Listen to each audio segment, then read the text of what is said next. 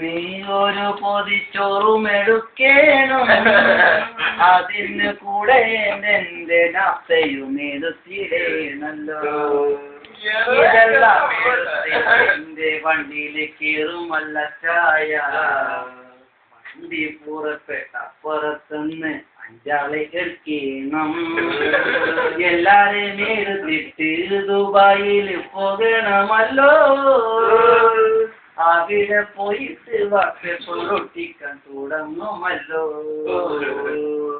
വാട്ടപ്പൊറൊട്ടിക്കുമ്പോഴെല്ലാം റൂമിലാണ് ചിന്ത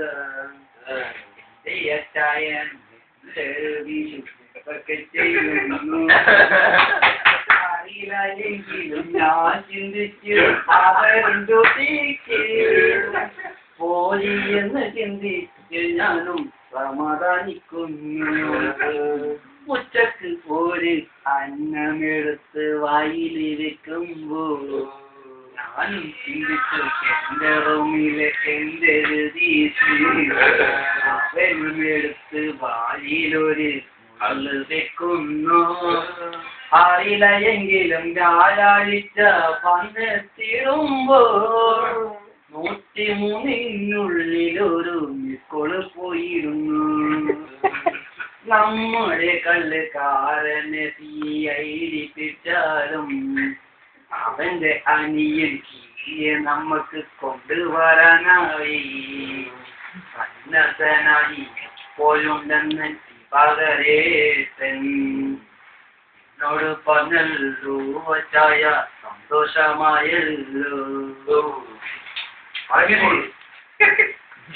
ഒരു ദിനം ഡ്യൂട്ടി കഴിഞ്ഞ് റൂമിലെത്തിയപ്പോൾ പകരേട്ടൻ എന്നോട് ചോദിച്ചു എന്താ പോകുന്നില്ലേ അപ്പോൾ തന്നെ ഞാൻ പറഞ്ഞു പോകുന്നത് വരട്ടാക്ക് തന്നെയാണ് ഞാൻ പോകുന്നത് നിങ്ങൾക്കും അറിയാലോ പത്തിനി മുത്തപ്പൻ ഗാനമാണിതിന് മുമ്പിൽ ഈ പാട്ട് പാടിയത് ഇന്ന് അച്ചായനറിയില്ലായിരിക്കും എങ്കിലോ ഈരേദിക്കും ജിത്തുവിനും അറിയാം ഈ ഇരടി മുമ്പ് കേട്ടത് എവിടെയെങ്കിലും മൊത്തോ ഈ തെക്ക് ഞാൻ മുമ്പ് പകുതിയാക്കിയതാ പകുതിയാക്കുമ്പോൾ എന്നോട് പറഞ്ഞു തീർത്തോളൂ തീർക്കാനിയും എത്രയോ സമയമുണ്ട് നമ്മൾക്ക് പിന്നെയും എത്രയോ കാര്യങ്ങൾ സംസാരിച്ചിടാം ഞാൻ റോളയിൽ ചെന്നിടുമ്പോൾ എത്രയോ ആൾക്കാരെ കണ്ടിരുന്നു അതും നമ്മുടെ നാട്ടുകാരാണ് കണ്ടതോ 2 പേരെ മാത്രം അവരെ ആരെന്ന് അച്ചായനറിയില്ലെങ്കിലും ഇവിടെ 3 പേർ കാരണമെന്തെന്നറിയാമോ അച്ചായ ആ 2 പേർ രാവണീശ്വരം നാടിൻ ബസ്സിൽ തട്ടിക്കെട്ടുന്നവരാ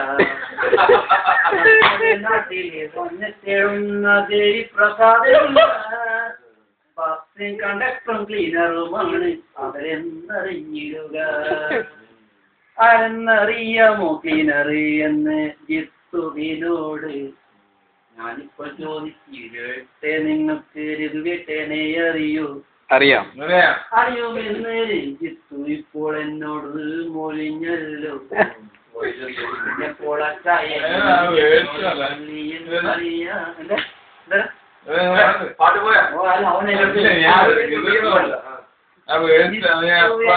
മൊഴിഞ്ഞുവല്ലോ ആളെ അറിയാമെന്ന് ആളെ കണ്ടത് എവിടെ വച്ചെന്നു കൂടി ഞാൻ പറയട്ടെ ഞാനും മനുഷ്യട്ടനും കൂടി റോളയിൽ പോയപ്പോൾ ആരോ പറഞ്ഞു ആ വീട് രാജുവിന്റെ കടയ്ക്ക് സൈസ് കിട്ടുവെന്ന് കേട്ടപ്പോൾ തന്നെ അവിടെ പതിയെത്തി രാജുവിനോട് ഞങ്ങൾ ചോദിച്ചു എന്താ വിളിക്കാത്തെ നമ്മുടെ നമ്പർ നിന്റെ കയ്യിൽ രാജു രാജുവിനെ കണ്ടപ്പോ തന്നെ നമ്മൾക്ക് ബേജാറായി.